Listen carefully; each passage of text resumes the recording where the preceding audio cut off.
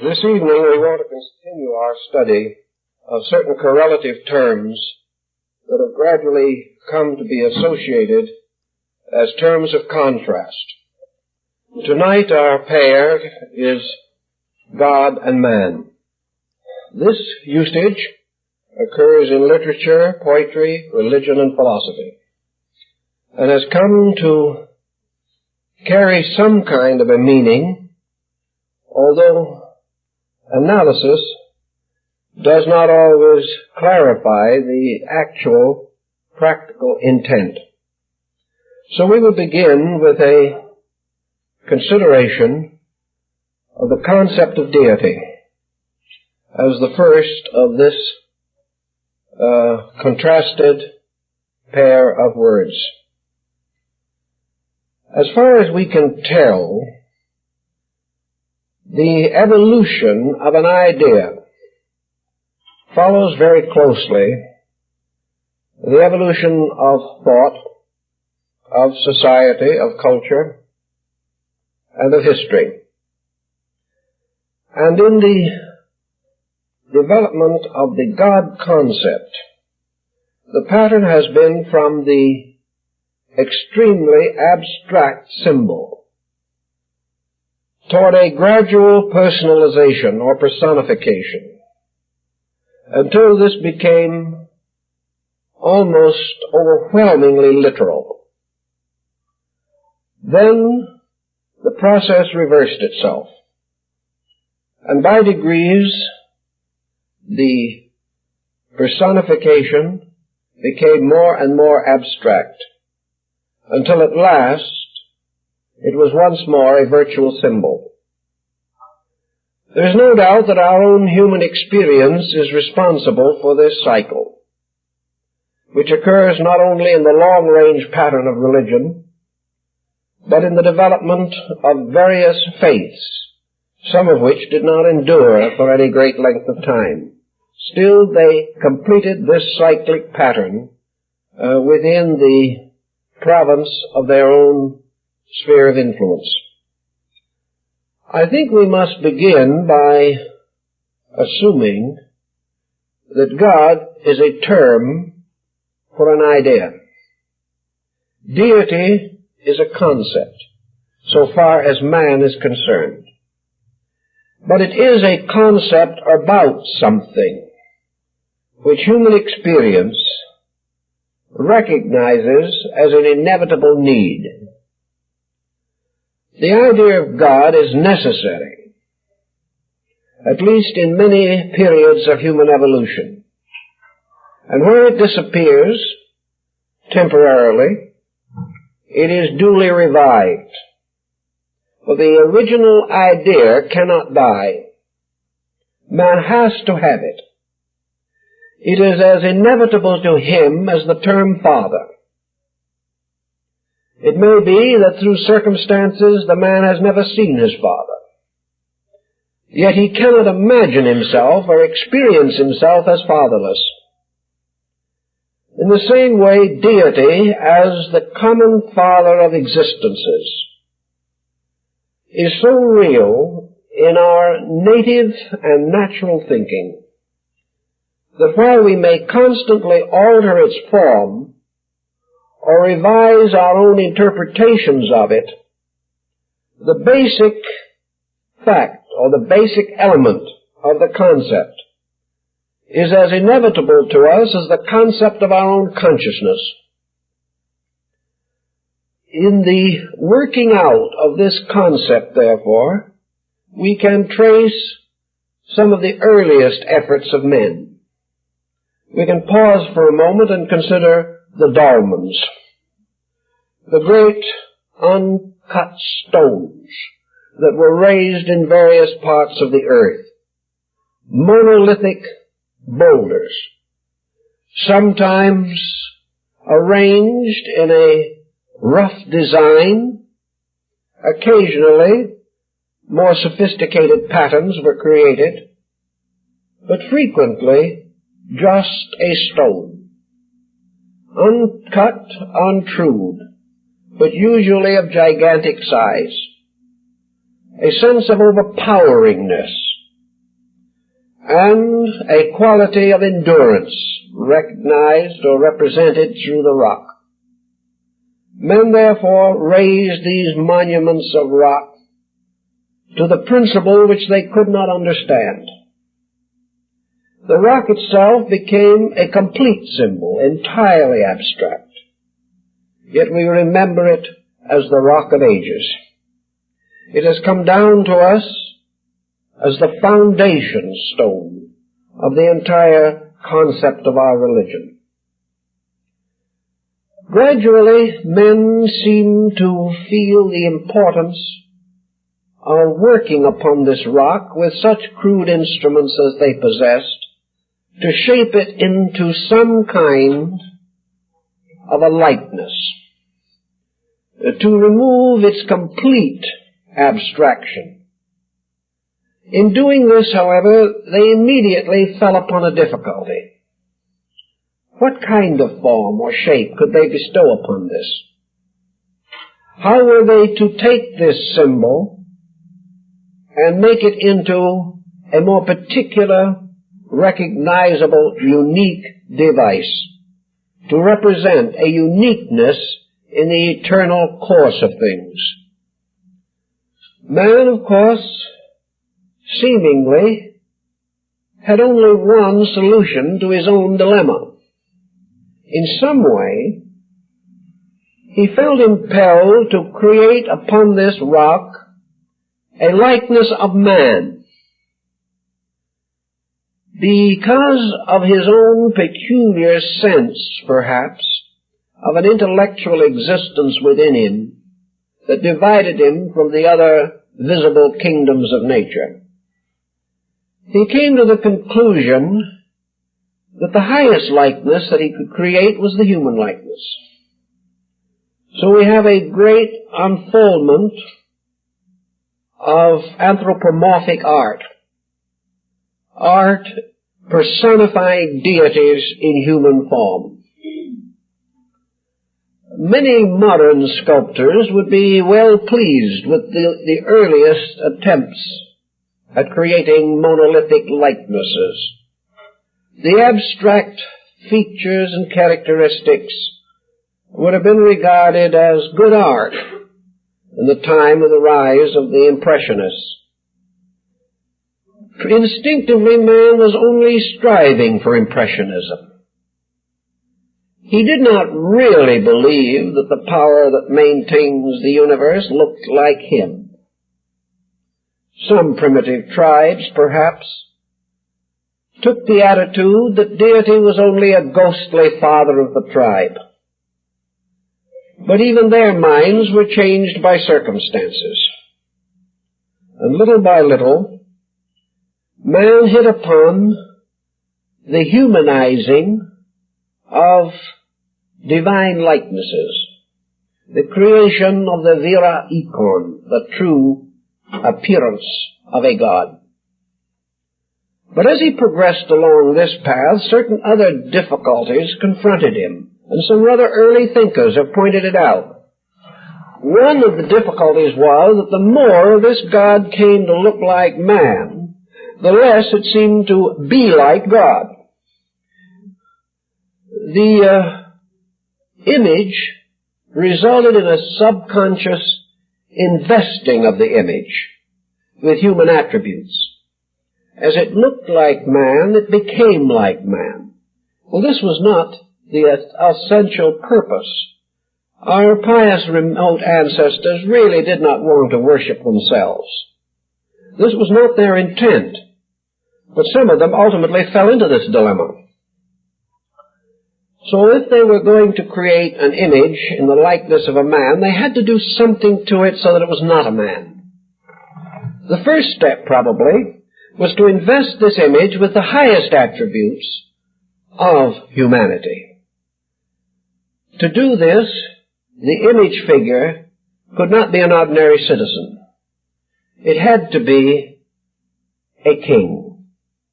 It had to represent the noblest of human authorities.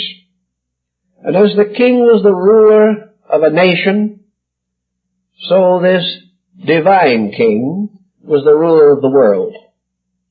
We frequently find even in modern religion the use of the term king as a synonym for God or for some highly spiritualized being. The old terms linger, but we pass over them rather lightly. The king image is perhaps very well represented in the artistic work of the Egyptians. The gods such as Seb, Ammon, Osiris were represented in the regalia of the pharaoh. In many instances, it would be difficult to tell the deity from an earthly king unless some cartouche contained the proper inscription. Therefore, we may see the deity bestowing blessing upon a king. And the two figures are almost identical, both in size and in the quality of regal adornments. By the same procedure, Isis, Nephthys, the feminine deities, became represented in the queenly robes of the Egyptian regal system. Sometimes the headdress differed a little, but Osiris was almost always represented as pharaoh of the north and south, with exactly the same crown as that of the earthly king. Now, by means of certain identifications of glyphs and teachings and popular veneration, the god and the king were separated in popular thinking. Yet the imagery does not clarify this separation. The same may be said of the Greek imagery. For the great marbles that have descended to us of the Grecian pantheon would indicate that the deities were noble examples of heroic proportion of Greek sculpture.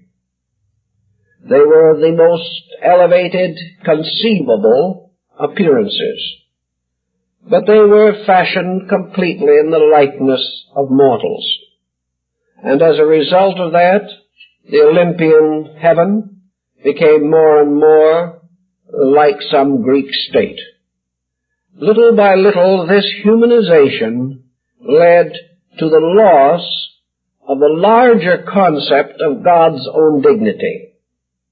God became, as one writer has observed, merely a highly glorified Louis XVI. This was not the intention, but what could man do? He had no God image. The Tibetans, a very primitive people in many ways, hit upon one interesting thought. The best image they could think of was the world itself. So they created mandala, representing cross-sections of the solar system.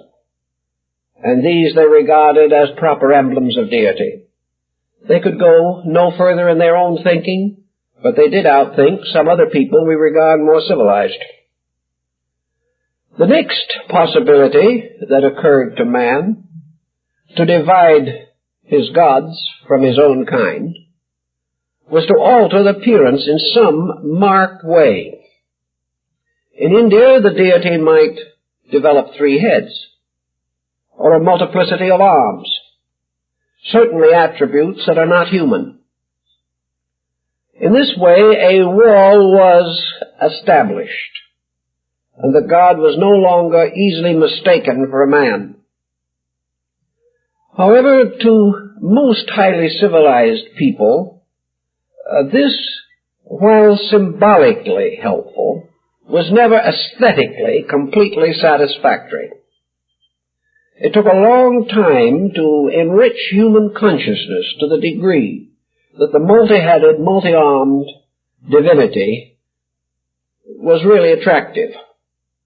The early Christian church attempted the 3-headed symbol of deity, but finally rejected it as not suitable to the pious inclinations of devout persons. Another way in which the Oriental people and some other ancients attempted to separate deity from man was by the color of the body. Colors were chosen which had no similarity in material existence. One very good color for this purpose was to gild the body, to create it either in an ochre yellow or in actual gold leaf applied to stone or wood or bronze. The gilded deity shone resplendently. Gold was always regarded as beautiful, if not always regarded as valuable. Some people never had much faith in it, but all recognized its adorning quality. The Hindus sometimes created their deities, particularly Krishna or Vishnu, with a blue skin, perhaps to represent the firmament or some strange ethereal quality, which made the body seem like a field of ether or of energy. This certainly helped to differentiate this being from the ordinary mortal. The next step in this symbolization, by which to add dignity to the figure, was to increase its size. Size has always impressed man. He has always been deeply moved by great masses of things. Mountains touched his soul at a very early time, and he reached a point where he simply reverenced the great snow peaks that might arise in the distance of his country. Thus size suggested might, power, authority, and images began to appear of unusual proportions. There are two great stone figures cut into the walls of a desolate region of Afghanistan, figures of the Buddha, nearly 200 feet in height, once gilded or polychromed, but now only shadows of their former glory. This tremendous size suggested the spiritual superiority, the cosmic power of the sanctified figure. We still have in the East a number of very large religious images. The great Buddha of Nara, the largest bronze casting ever attempted, with its base nearly 70 feet in height.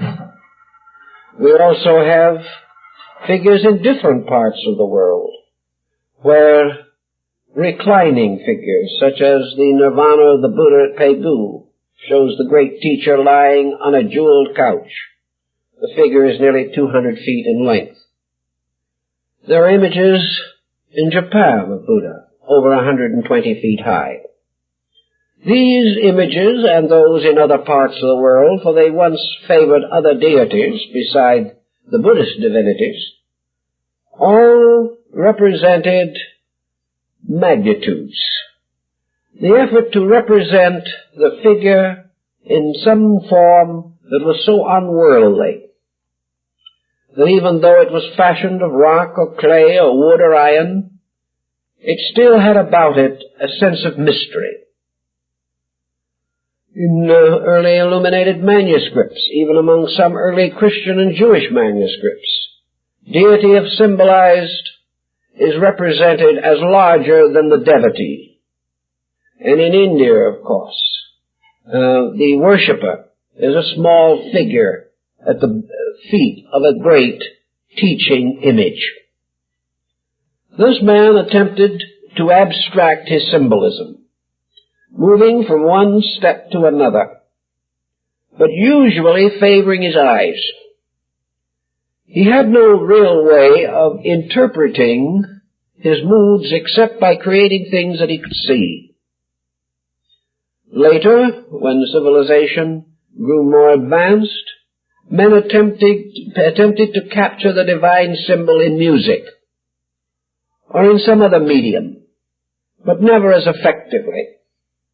In early Christianity, there was a great objection to idols, and as a result of this, it was believed that religious images were simply the products of decadent paganism. Actually, this is not true. We have no evidence whatever that at least the better strata of ancient peoples ever worshipped wood or stone. They were attempting to capture a mood. They wanted to look up upon something that overwhelmed them, that gave them a sense of their own smallness in the presence of something greater. In this way, they had the experience of the power of God, the tremendous strength that could bring a man to his knees. When Cambyses stood in the presence of the great Olympian Zeus,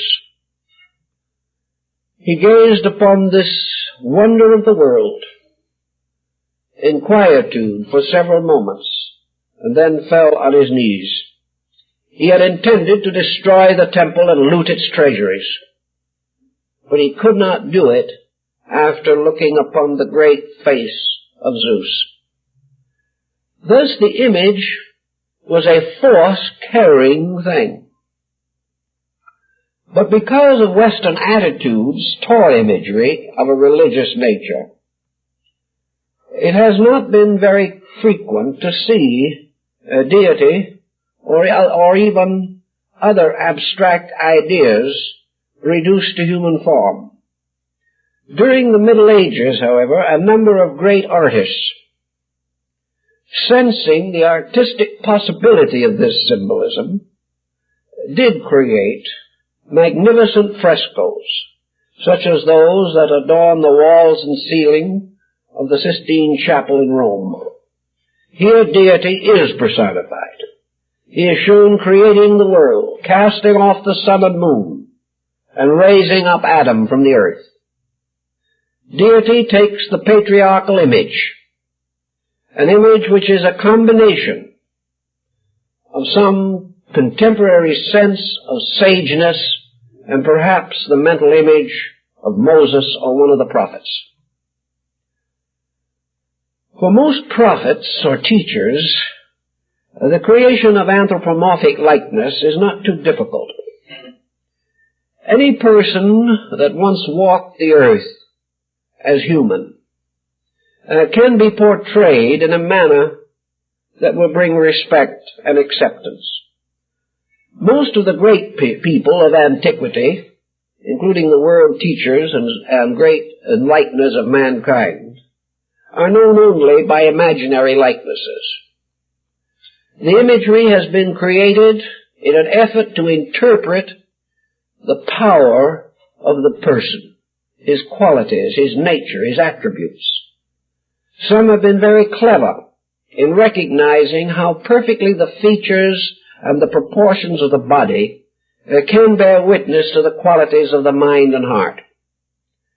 As a result, some of these portrayals are masterpieces of interpretation.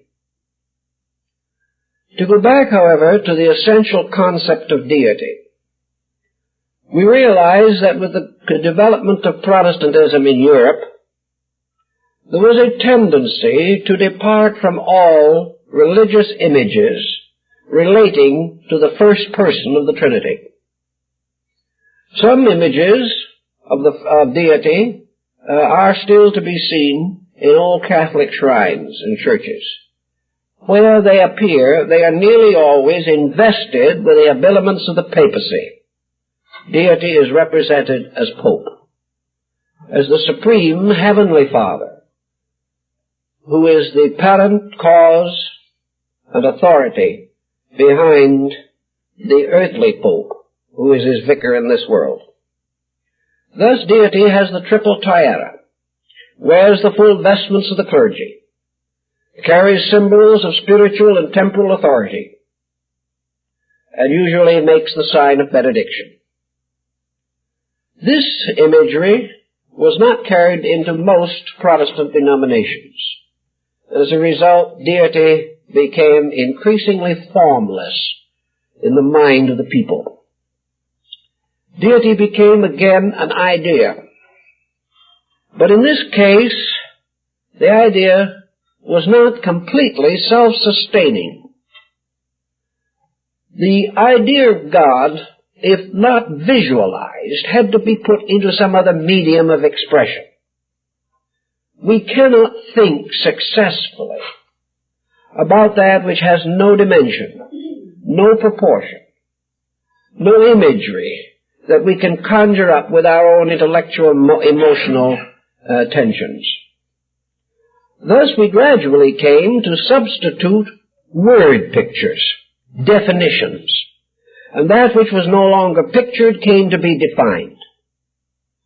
Let us imagine for a moment that a devout person who has never been initiated into the imageries of deity may desire to contemplate the nature of the divine. He turns into himself in prayer or meditation, seeking to find some trace of the divine presence in his own nature. How is he going to find this trace? He cannot actually create an abstract visualization. So he simply talks to himself instead of out loud. He says to himself, God is good. He may never verbalize the statement. It becomes a thought-word comparison or parallel. Consequently, in his mind, he thinks of God, and at the same time, he thinks of good. And when he thinks of good, and of wisdom, and of truth, and of beauty, and of love, he almost inevitably sees these words rising as terms in his own consciousness. They will come to him in his own native language. But he is substituting a new group of symbols. Symbols derived essentially from the meanings he has bestowed upon language. And in his meditation he comforts himself by talking to himself, explaining to himself in unspoken but not unformed words the various aspects of the divine nature. This has become more or less the common practice of our time. And when someone else asks us about God, we have no way of answering their question except by verbalization.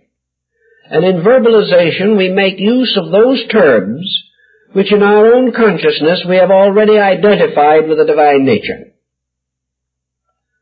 As time went on, this verbalization process, unsupported, led to another difficulty.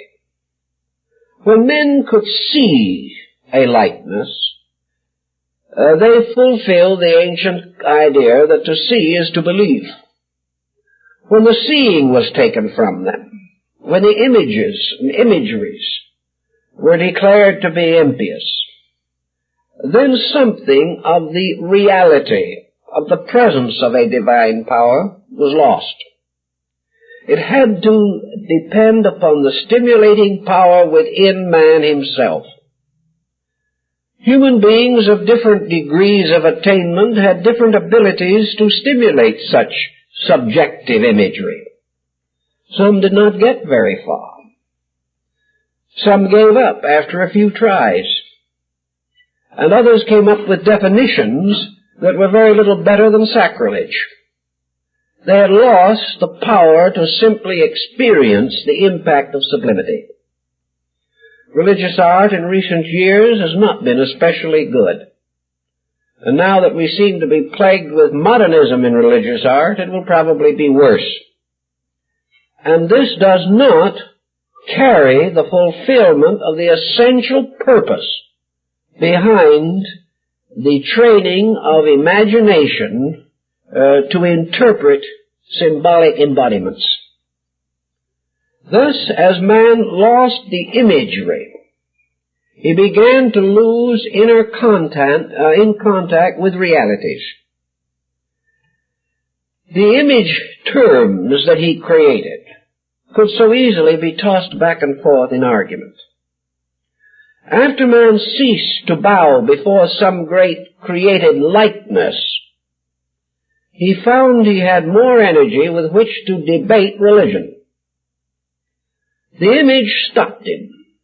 The concept behind some vast, magnificent design held his attention brought him, at least symbolically speaking, to his knees in veneration. But words did not.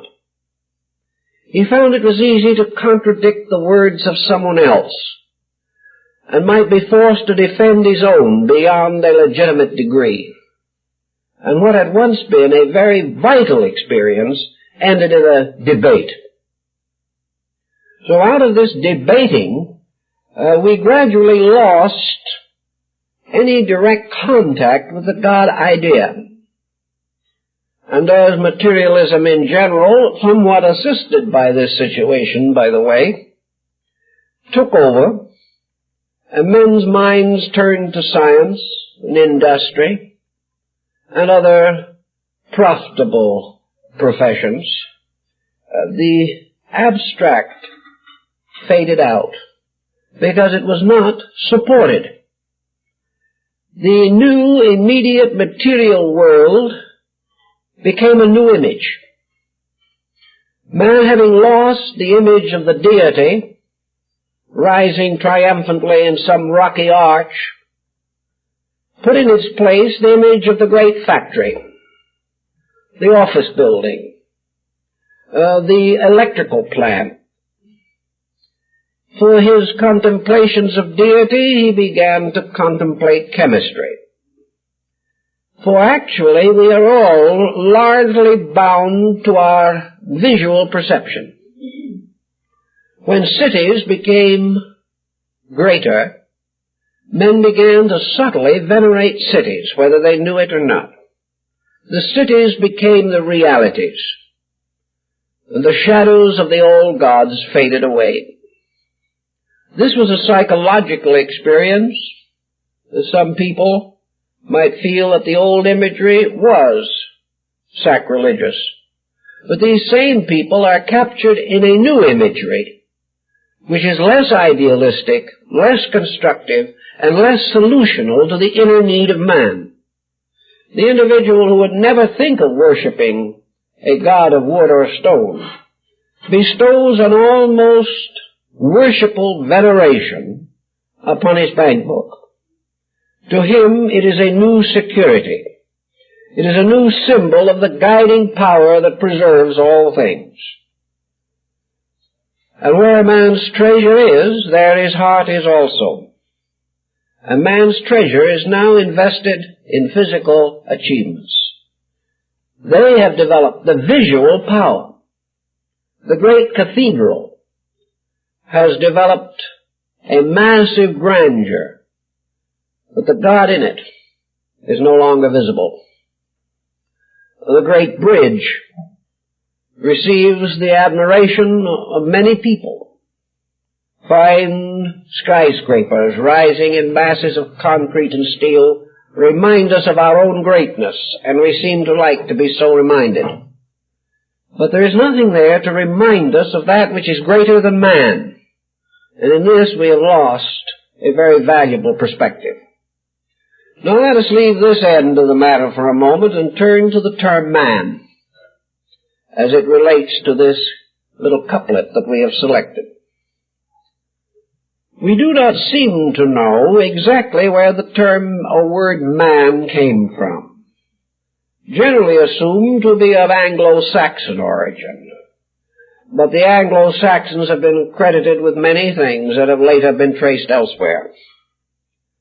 Probably the word is tied to the Sanskrit or to the Persian, where it means essentially the thinker.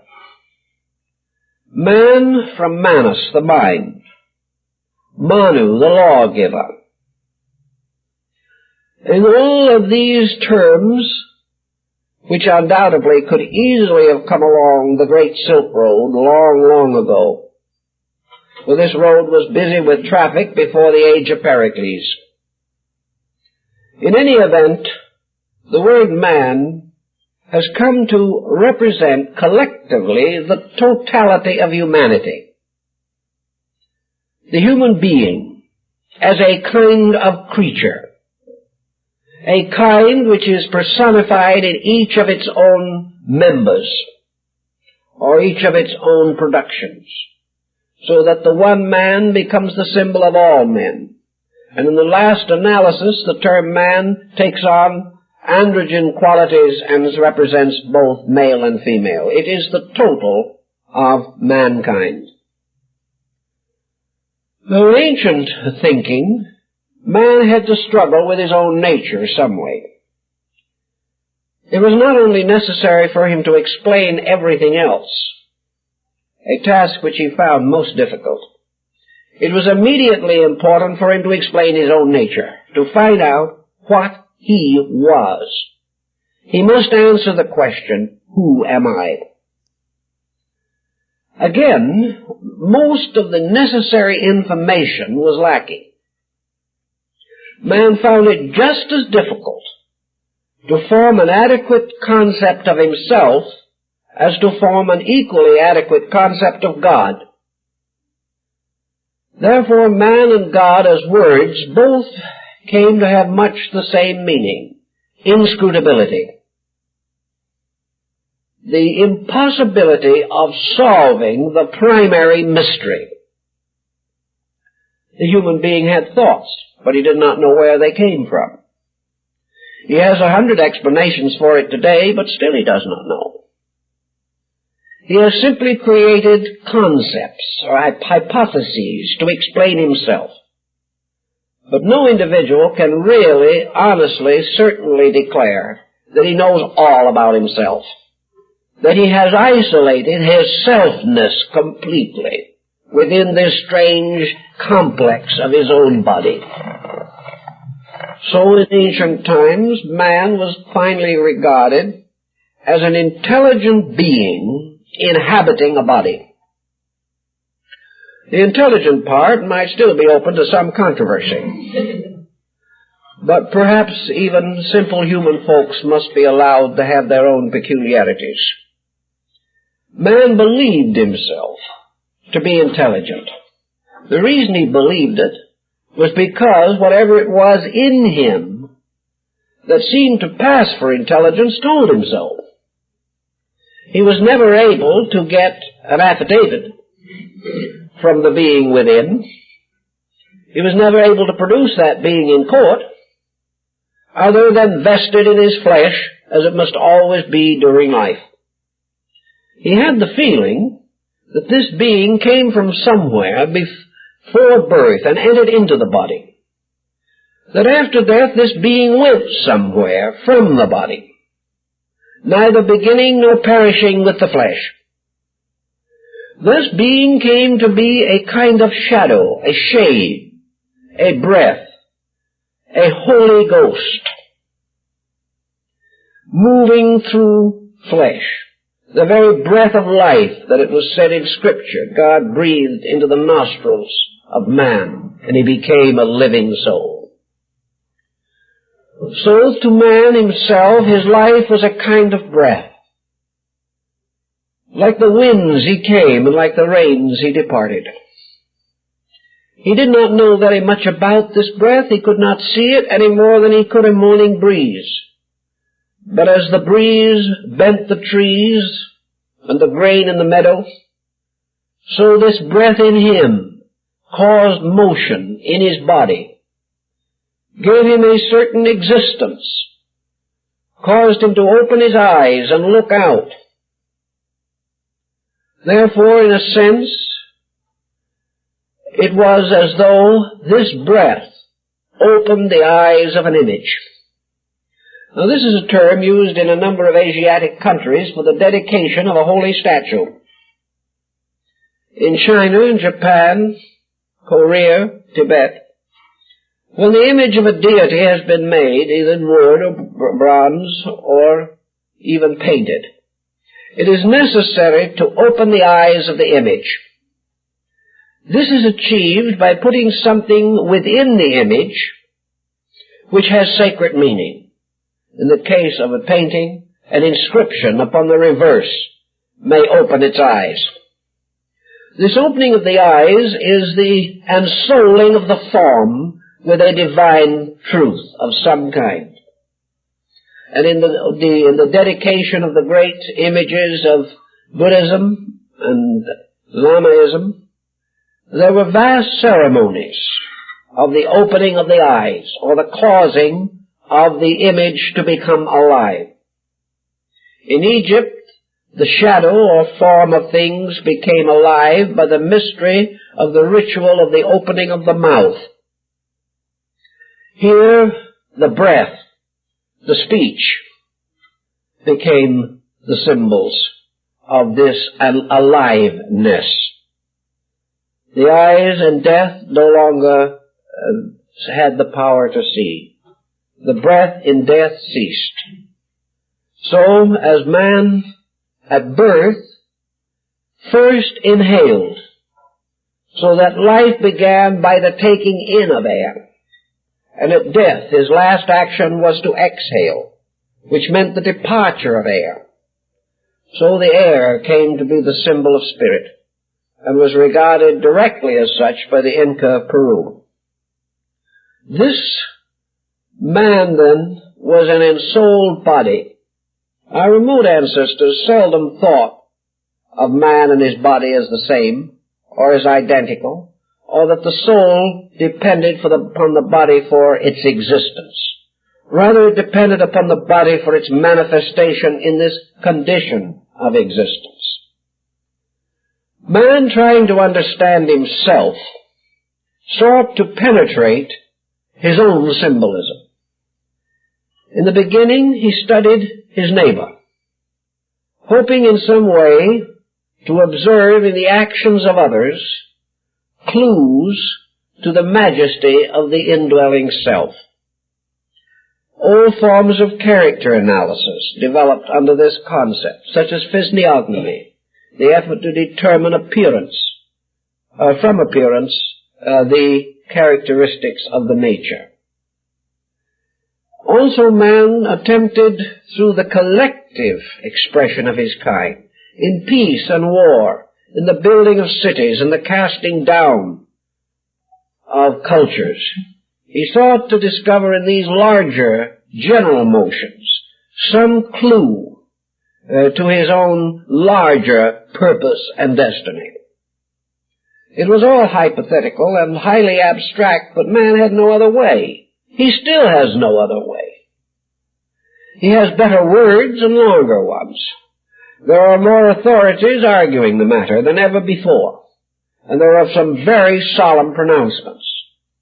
But in the final analysis, man is not able to discover the self in him, apart from its involvement in the total psychological entity which he realizes to be partly true and partly illusional.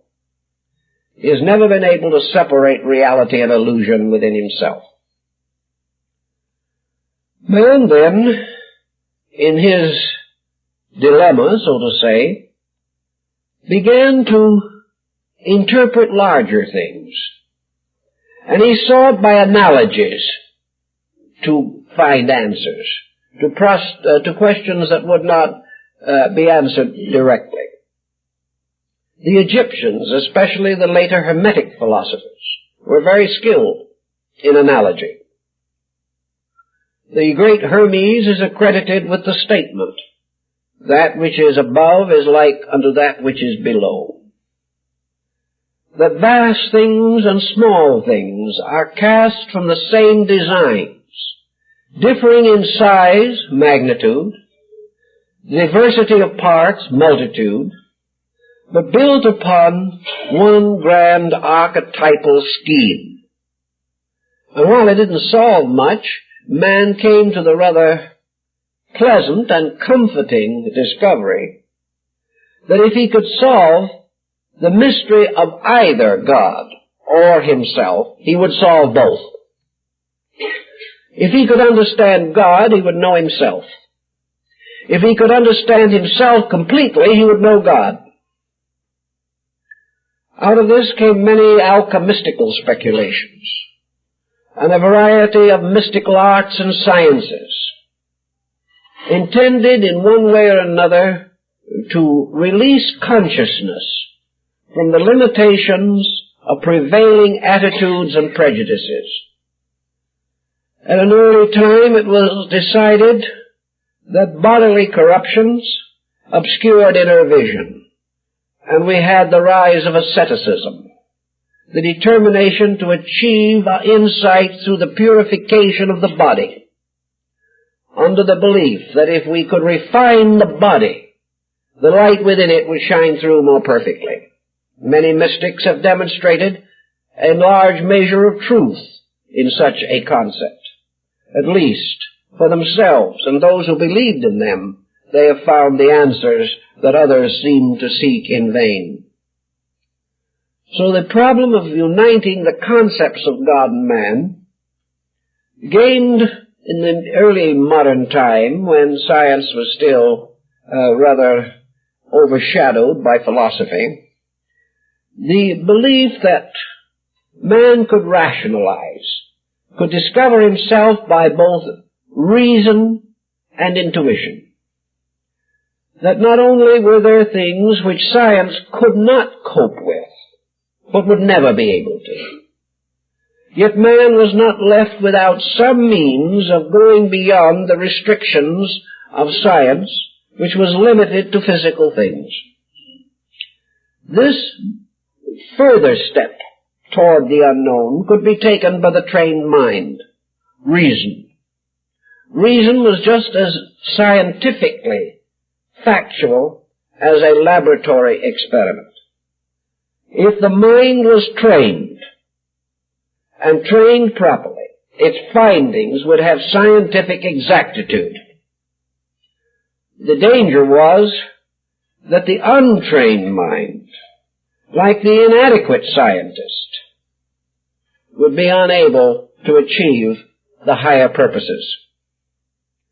Out of mysticism and out of reason and out of the ancient religious convictions of our forefathers, and to a degree through the development of psychology and the extrasensory perception concepts of modern time, man is coming around again to the belief that there is some way in which he can discover more, at least, than he now knows about both deity and himself.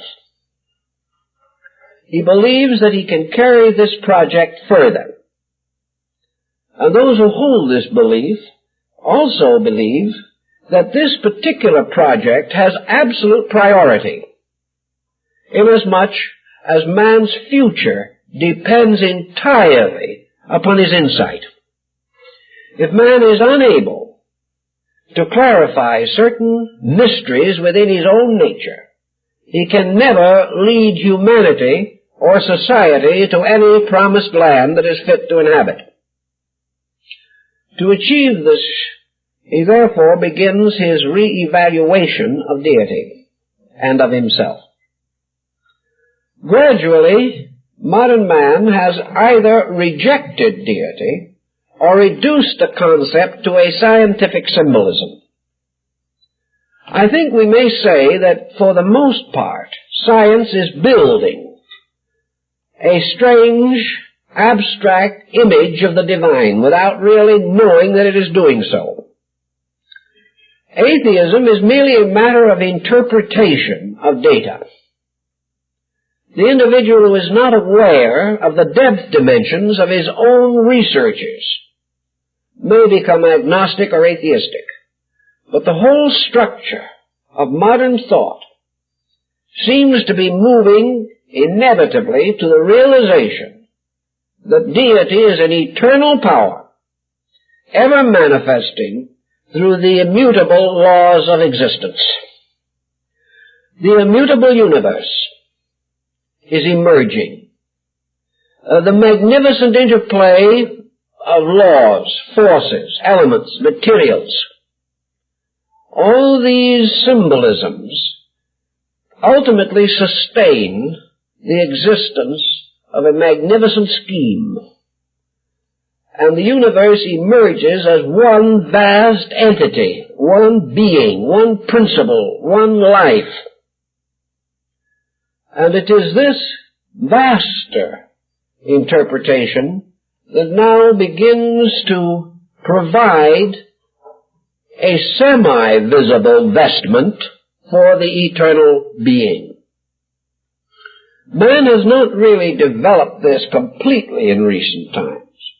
Some older peoples laid the foundations very well. The Brahmins had a tremendous concept of the universe. Their mathematics stagger the imagination. And while this pattern which they devised may not in its form or detail coincide with our modern findings, it gave to those who experienced it a tremendous sense of the infinity of life. The Brahmin knew that life went on beyond the furthest star in the firmament. And in old Hindu astronomy, such small equations as light years were only fractions of the larger realization of things. The Hindu concept of the universe went beyond anything calculable today. The details are not advanced as competitive proof of anything. But we do know that out of the concept there came a tremendous philosophical vitality. And that in this way, Brahmanism in its older form, and afterwards Hinduism before it was gradually corrupted, united religion with a scientific experience of existence which was unknown in the West. For in the West we were still worrying about a square earth with an angel at each corner. As we go further into this same problem, we know that the ancients found a great scientific structure compatible with religion. And this is another experience that we are gradually coming to appreciate today. We are beginning to realize that the advancement of material knowledge does not sound the death knell of religion. That it only requires a reorientation of our interpretive faculties. We have to use another dimension of mental seeing. And when we do this, the advancements in science become merely further confirming evidence of the infinite plan and the power behind it. Now, men working with this problem must also finally meet the comparison between himself and God. Man seeking God has been accused of a terrible arrogance.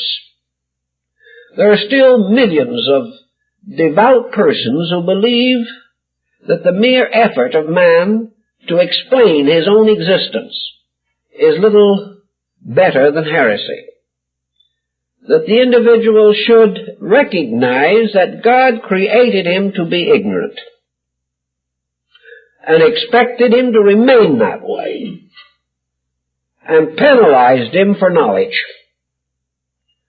Religious orders in Europe, such as the Ignorantine Friars, a real organization, were proud of the fact that they preserved their illiteracy to their deathbeds.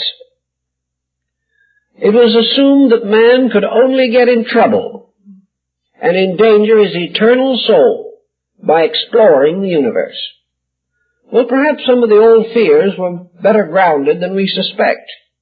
For certainly our primary and up to now our achievements in science have not enriched our souls to any appreciable degree. And we are not certain that we are not endangering our own eternal life for the sake of the advancement of our material careers. Certainly we are not helping ourselves very much toward greater happiness and insight and peace of soul. Man, however, realizing some relationship between himself and the universe, had some questions he had to answer. First of all, is man actually the highest product of creation? As far as he can tell with his own sensory perceptions, he is. That is, he is the highest product of a specialized type of life. He is not too sure whether planets are products or not, or whether suns represent beings. The human being measuring existence by the power to express consciousness through sensory perceptions, and to have a consciousness to express, regards himself as more or less unique. At the same time, he is not sure of this. He is not sure of what may lie beyond the range of his sensory gamut, and he is becoming increasingly aware of how limited this range is. It is quite possible that he is surrounded by beings greater than himself which he cannot see, and which by their very natures will never have any very intimate relation with his existence. But man, taking it for granted that he has achieved a degree of self-knowing by which it is possible for him to think more deeply and more truly upon essential problems, feels that this is therefore not only his opportunity but his responsibility. The more conscientious of our ancestors felt definitely that man had been given these faculties to use. And philosophy has told the world that the reason man can think is because he is supposed to think, and that in some way the process of thinking must contribute to his ultimate well-being. It's the same old question again. If deity had not intended him to use his mind, why was he given one? We cannot agree that it was solely for the purpose of leading him into temptation. It achieved that magnificently, but we are not certain that that was the intent. Man always has trouble internalizing his interests. It is much easier for him to conquer a city than to control his own appetite. It is far more convenient to explore the universe than to seek to understand himself. Also, it appears that he is better equipped to conquer other things than to subdue his own passions. Against this particular point of view, of course, comes our Buddhist philosophy, which warns the individual again and again that both himself and his concept of the universe both arise only in his own attitudes, that he actually knows nothing about qualities of life essentially different from his own. The only possible way, therefore, in which he can know something that he does not know is to become something that at present he is not. The only way in which you can increase insight is to improve character. This was a mystical religious axiom of the ages. It is found in every religious book.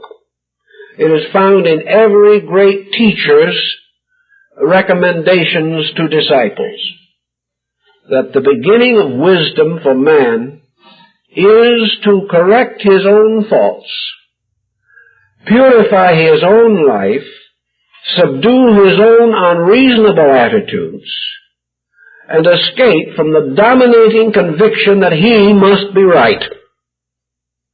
Until something happens to this pattern, there will be no answers to the great questions, and the terms God and man must still stand in contrast to each other.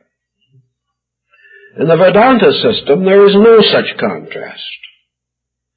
God and man are aspects of one reality. Man is a manifestation of the eternal energy of God. Man's consciousness is an extension of God consciousness. The individual within himself is identical with divinity, and the difference lies only in the degree of the realization of this fact. Between man as man and man as divinity looms the menacing shadow of man's own humanity, by which he is isolated from his divinity. To the degree, therefore, that man is bound to the earth, he is an animal. To the degree that he is satisfied to live an animal existence, he is merely a biped without feathers, as Plato called him. As long as the human being does not excel other creatures around him in the unfolding of character, he is not greater than those other creatures. This excellence must not be merely an exaggeration of an animal proclivity. Thus we find ants that build cities, and great cones that rise in the desert. To an ant, these cones are skyscrapers. They are many, many times the height of the ant. And if we were to compare, we would realize why people standing on the top of the Empire State Building and looking down say that people below look like ants. It is a matter of relativity in this particular degree. But you can never build a building that will cause you to break basic partnership with an ant community. You can never create a social system by which you will escape all of the implications of the life of the bee. You will never be able to develop the skills and speeds which will absolutely differentiate you from the bird, the insect, the underwater creature.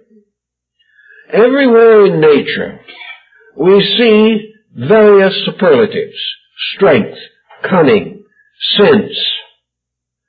Man, isolated in a forest, is hopelessly lost. A bird, carried hundreds of miles from its home, will unerringly return there.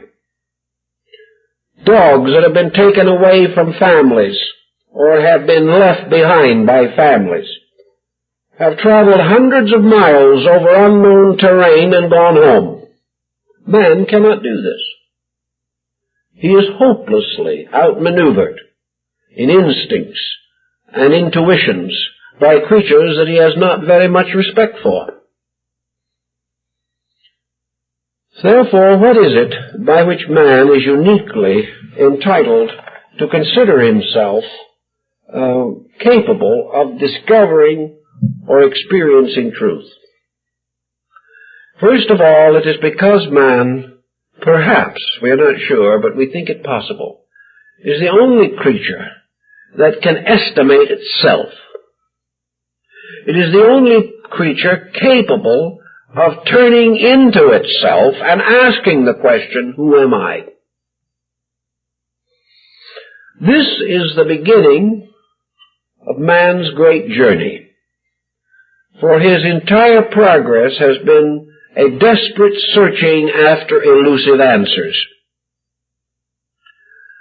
In the Eastern philosophy, there is in man a principle which is called the Atman.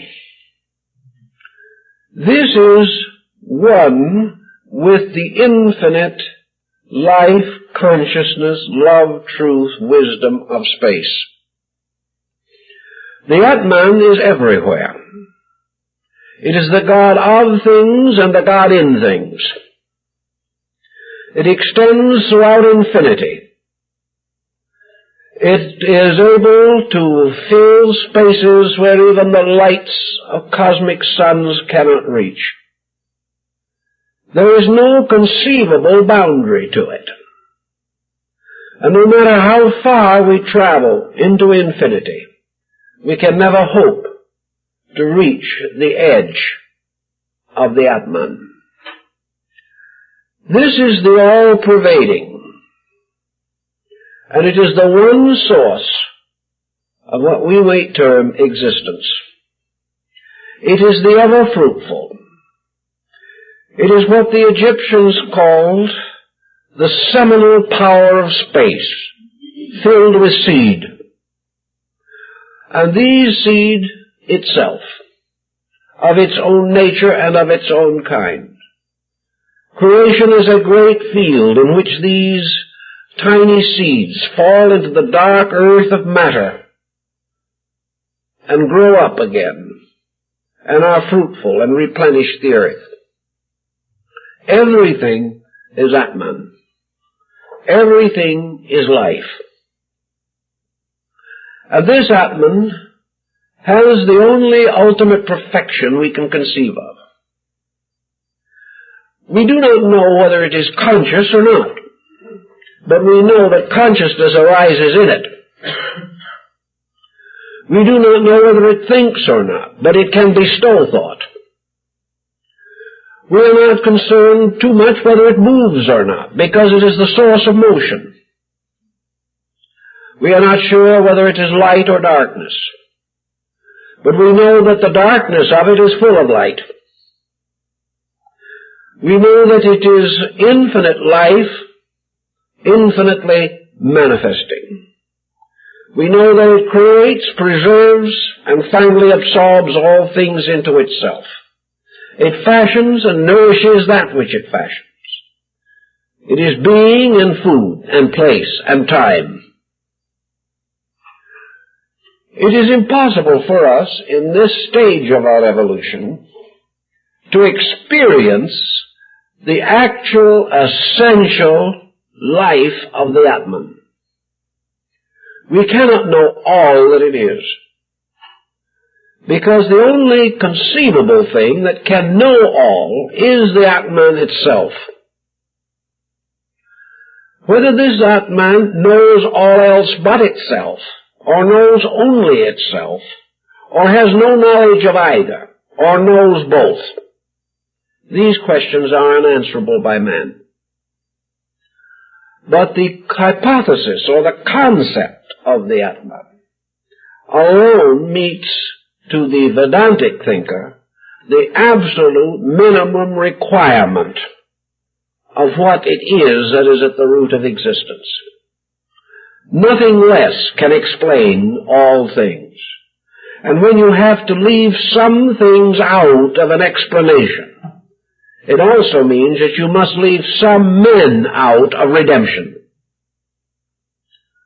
The next thing, then, is that this Atman, in some form, pervades all life and is the life in life. That those creatures that do not know this are still pervaded by it, so that everything that exists is of one essential quality, differing in degrees of manifestation, but identical in eternal substance. To hold this thought, then, as the Swami Vivekananda points out, is to immediately accept the ethical responsibility of the ultimate and inevitable brotherhood of all that lives. All things which arise from the same parental cause must be considered brothers. Furthermore, in this cause there is no essential demarcation between forms of life. Demarcation is created by body, not in life itself. We have no proof, therefore, in the Vedantic thinking, that the Atman in one person is separate from the Atman in another. To assume such separateness is also to assume that every unit of life in deity is separate. And this becomes inconceivable, inasmuch as the very power of deity implies unity, implies oneness. We cannot assume of deity as an infinite chaos. We must assume it as an infinite cosmos. And to do this, we must bind all the parts together by some binding of some kind, unity. If it should occur, therefore, that we are substantially one creature, then we can refer to mankind as a being containing many parts, but not divided, even as our human body is composed of an infinite diversity of living creatures, bound together by the overconsciousness which we call ourselves.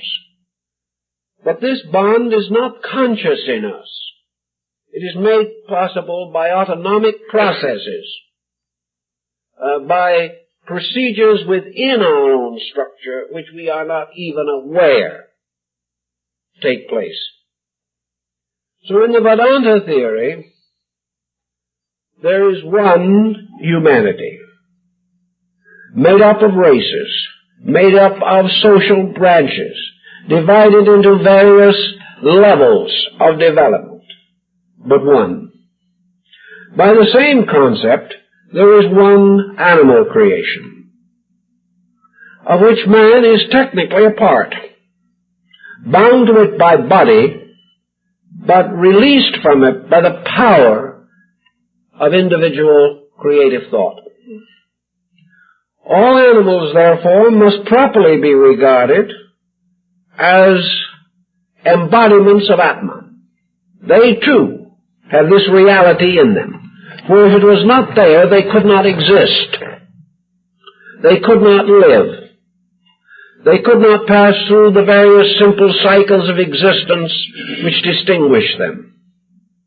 They could not be fruitful. They could not have regard for their young. They could not choose their mates. And in the end, they could not creep away and experience death.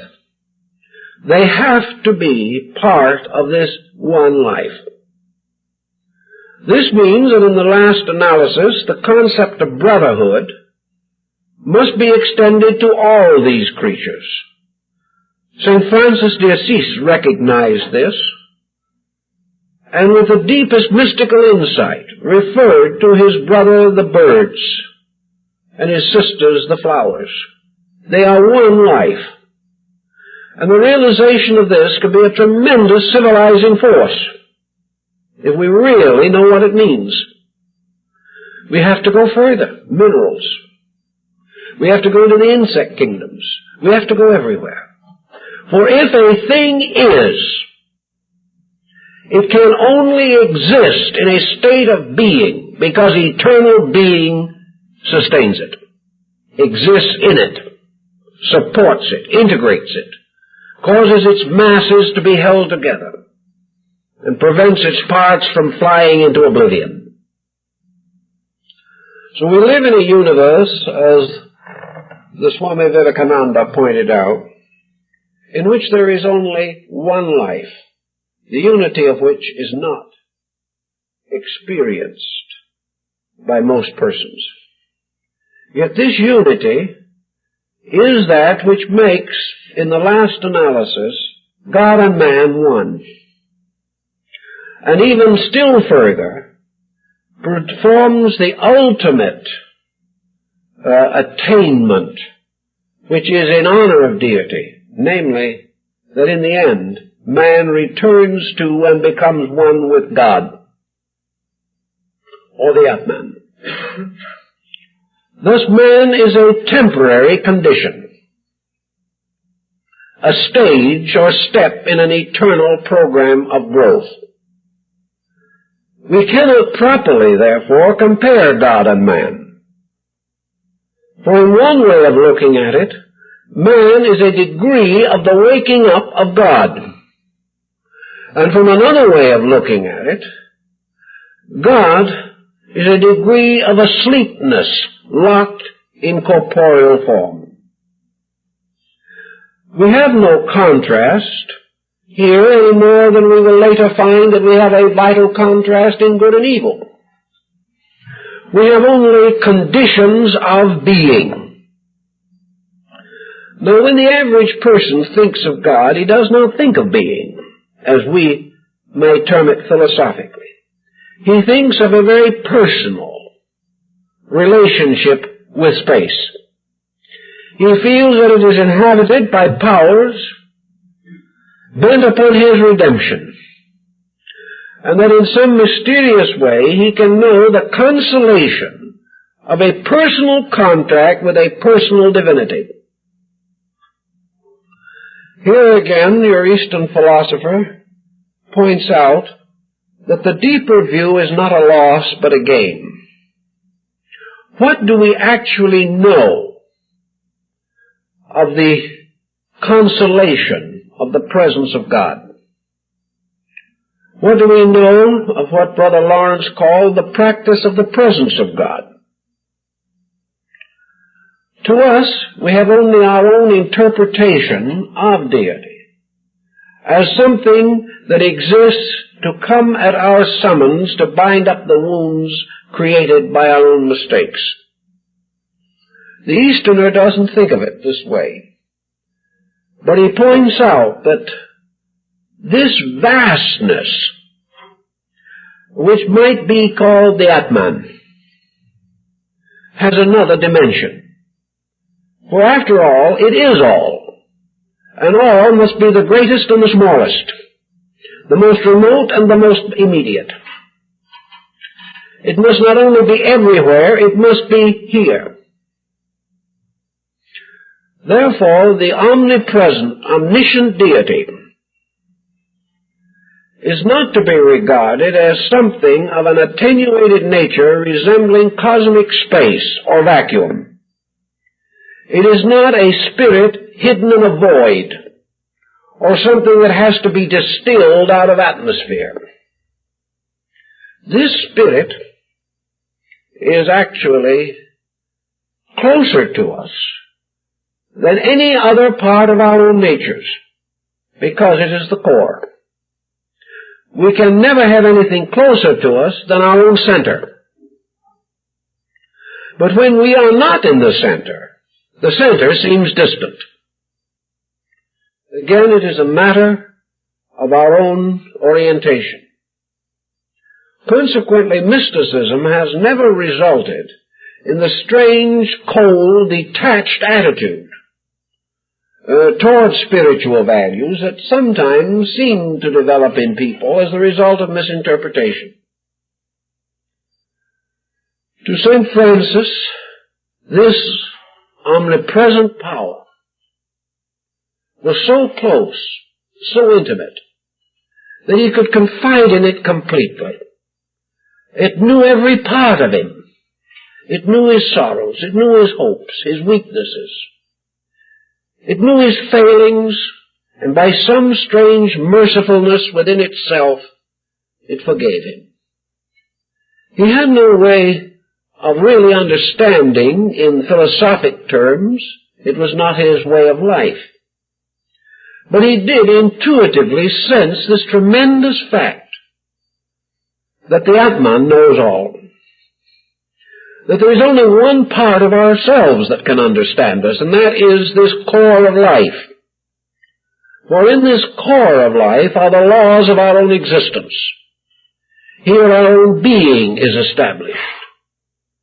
Here every motive, every thought, every emotion, every reflex is in some way known and comprehended. Not perhaps intellectually, as we think of things, but by the mysterious alchemy of identity. This thing which is at the source of us, being all of us, has the power to understand every part of us. It is this understanding which in some way becomes the intuitive guidance, the basis of perhaps our own extrasensory perception. Certainly it is Emerson's oversoul and the anthropos of the Alexandrian gnosis. It is the man above the man. It is this power which is aware of the man, though the man is not aware either of the power or of himself. Here we come to another very practical phase of the matter, and that is the contribution that has been made to this theme by Zen and other Buddhistic systems. The Atman is divided from us by a mysterious machinery of thoughts, attitudes, perceptions, reflections, and what are called the aggregates or skandhas. These represent the machine, the carefully built-up instrument which was originally designed to help man to know himself. But man, in a moment of extraordinary craftiness, dedicated this machine to the advancement of his own purposes, not the purposes for which the machine was intended. Thus man gained all other things and lost contact with his own nature. This instrument can certainly make him rich, because it will give him the skills to create wealth. It can give him the abilities to gratify every reasonable and many unreasonable demands. But the more industriously it is used to advance his material state, the less it is available for its original purpose. So in Zen and Buddhism generally, the point remains that it is this machine that is forever clouding and confusing the issues of life. Man conceals reality by acting contrary to it. First of all, reality is universal. A person, highly personal, cannot experience it, because the personal can never experience that which is superior to itself. The more personal we become, therefore, the more we personalize God and the universe, and set ourselves up into a very smug little system, which is slightly better than idolatry, if any better at all. Actually, therefore, that which performs any destructive action must set up obscuration within its own nature. Anything which holds destructive attitudes, which seeks to revenge itself, which strikes back against what it regards to be the injustice of others, anything that does this strengthens this pattern of personal selfhood. We are hurt because we are offended, and therefore we defend the ego and sacrifice the God. We are ambitious. We are not so much desirous of a good place in the world to come. We want immediate satisfaction. So we sacrifice eternity to a career within a few years of time. We are jealous. Atman is not jealous. But jealousy arises as a result of the conflict of inconsistent patterns within man. A good example of this is to answer a basic question. If Atman is not jealous, how can jealousy exist?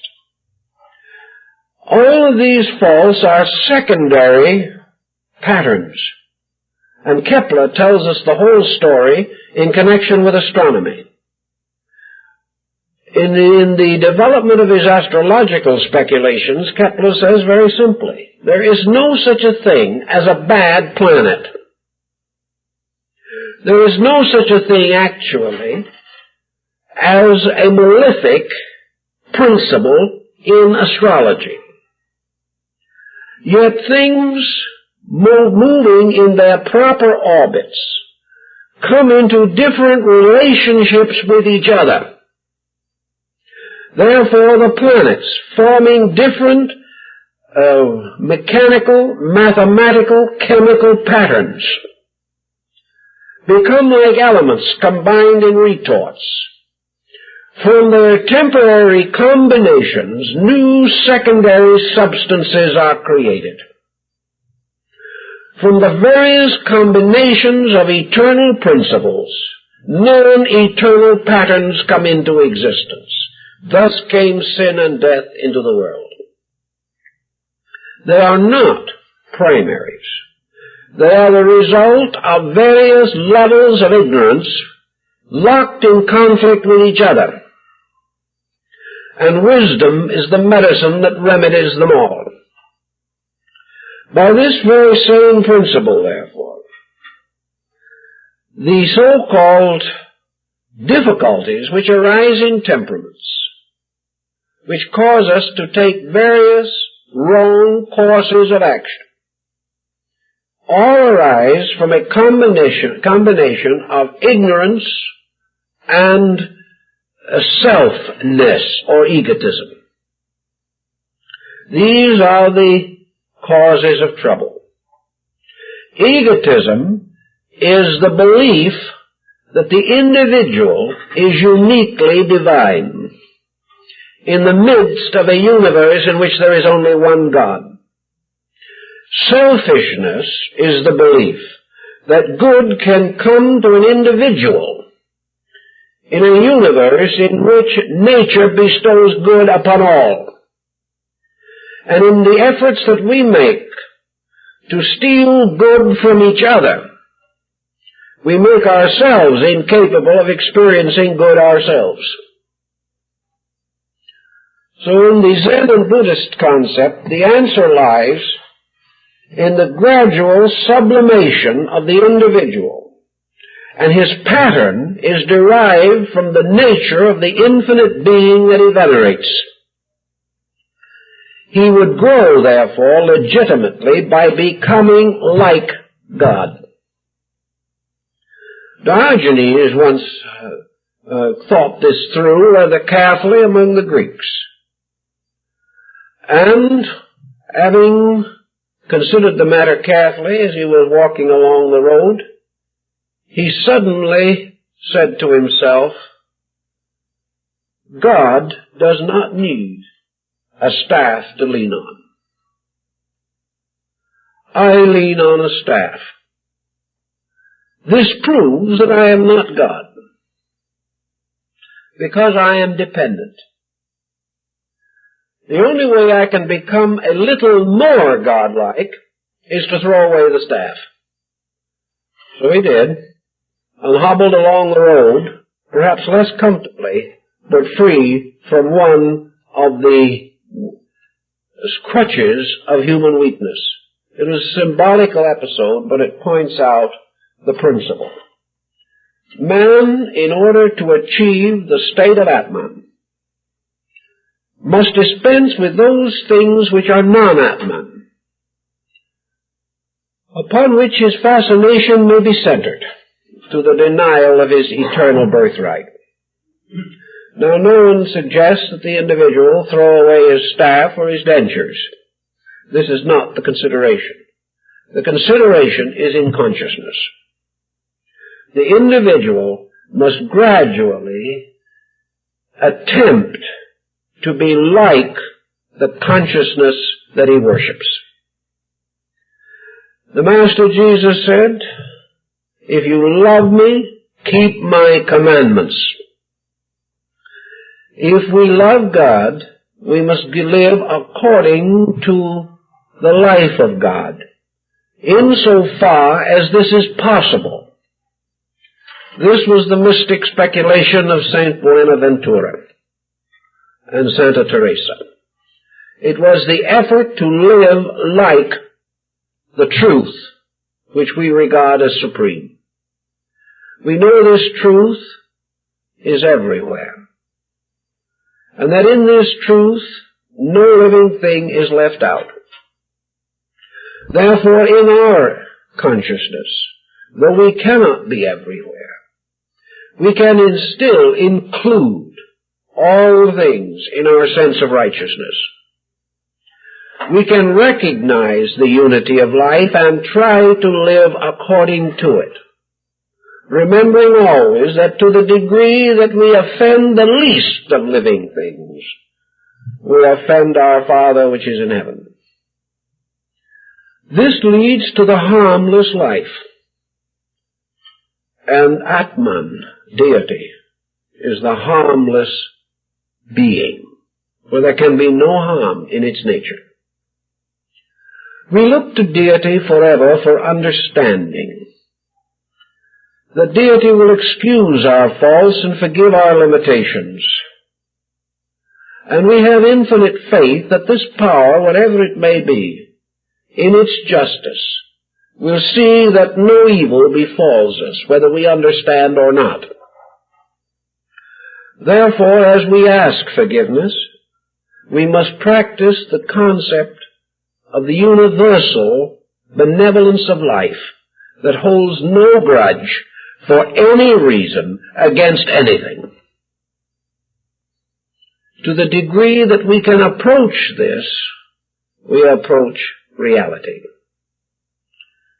We actually believe also that deity is eternally concerned with the good of its creation. Therefore, we should be eternally concerned with the well-being of each other. We should guard the natural resources of the earth. We should protect and use wisely everything that we have, because in the great universal power, all things are used with perfect wisdom. Little by little, we can exemplify to some degree these attributes which we regard to be the Atman, at the source of existence and in the heart of ourselves. Buddhism, Vedanta, Yoga, Christian mysticism, the doctrines of the Sufi, and even the witch medicine doctors of our American Indian tribes all held this point in common, that to the degree that we can unfold our own existence quietly, wisely, lovingly, become aware of universal good, to that degree, this Atman, or power within ourselves, comes into manifestation in us. It comes into manifestation when we as persons become like it as principle. It can never manifest in a condition contrary to honor, contrary to ethics, contrary to love, friendship, and peace. Now, this may appear to work a great hardship upon many people who feel that this would lead to very serious misunderstanding. Other people would not believe them to be strong, brave, courageous, self-controlled individuals. They would come to be regarded as weaklings, as failures, as non-entities. Well, let's think it through for a moment. Millions of people today do not believe that God exists. This must be most humiliating to deity, who probably neither knows nor cares. We have given deity a very bad time since the beginning. And if in our ignorance we have perverted truth from the dawn of time, and we try to live truth in our own lives today, others are going to think we are fools. But the simple matter remains, who cares? If we please these other people, we shall be in the same misery they are in. If we keep faith with reality, we will be understood by all who understand the facts. And that is what is really important. So if we must decide whether we find it advantageous to cultivate inner security, we are probably not ready for it. But if we ever want to solve the questions, and this goes for the laboratory worker, the scientist, the educator, the religionist, whoever it may be, if we want to answer the great questions, we must remember the thoughtful words of Omar Khayyam. For it is from our own base metals that must be filed the key that will unlock the door the dervish flouts without. If it is to be done at all, it is to be an experience of the revelation of reality from within. And mystics and saints and sages of all nations, the great teachers of East and West, have described this journey in. This journey which St. John of the Cross describes as the dark night of the soul. The individual seeking reality. And finally discovering the supreme reward for the quest. That is, the experience of identity between man and God. And we have no longer these two contrasting terms. We have the son who has returned to his father's house. For him the banquet is spread. And in this reunion, we for the first time become capable of experiencing the love of God. For love of God must arise from love for God. The love for truth must lead us to truth. The love of eternity must make us citizens of eternity.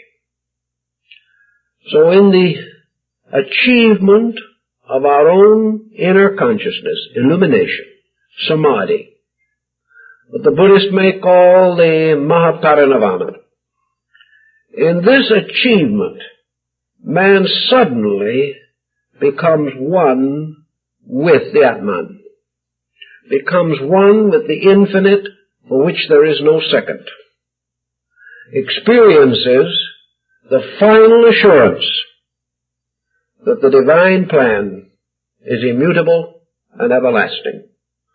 Until then, he can only believe. But sometime, each one of us will transform or transmute believing into the actual experience of the thing believed. This is the only way in which certainties can come to man. Until then, he must be guided by his faith, inspired by the noble words of his sages and saviors, and impelled a little at a time by his own conscience to the refinement and redemption of his own character. Well, time is up, folks, so I guess that's it for this evening.